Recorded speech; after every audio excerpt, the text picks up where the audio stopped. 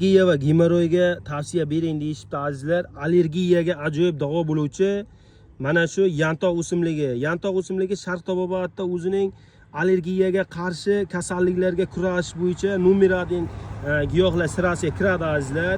Yantoq o'simligi undan tashqari oshqozon ichak kasalliklarida va gemoroyga ajoyib davo bo'luvchi, gemoroyni ildizi bilan qurituvchi azizlar. Mana shu yantoq o'simligi bo'ladi. Hozir sizlarni hamma joyda pishyapti. Sizlarga tekin maslahat azizlar.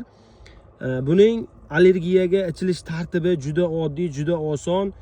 Allergiyaga ichilish tartibi oddiy, mana shunday yantoqni olib, yaxshilab quritib, soyada quritib qo'yasizlarda.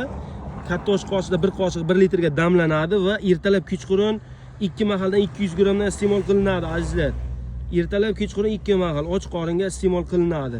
Undan tashqari ko'pchilik savol beryapti. Buni ildizini ichishimiz kerakmi? Tanasi foyda qilmaydimi? Yo'q azizlar. Ildizidan tortib to tikoni gulligacha azizlar, g'ij-g'ij foyda bunda azizlar. Gemoroyga ichilish tartibi gemoroyga hech qanday ichilmaydi azizlar. Gemoroyga buning foydasi katta osh qoshiq 2 osh qoshiqini 1 litrga solib vanna qilinadi azizlar gemoroyga.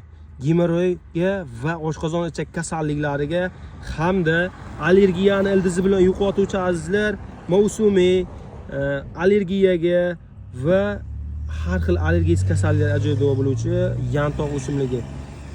Bizlarga like bosib, podpisatsiya esdan chiqmasin azizlar va allergiyasi bor tanishlaringizga jo'natib qo'ying, ular ham ma'lumotga ega bo'lishsin.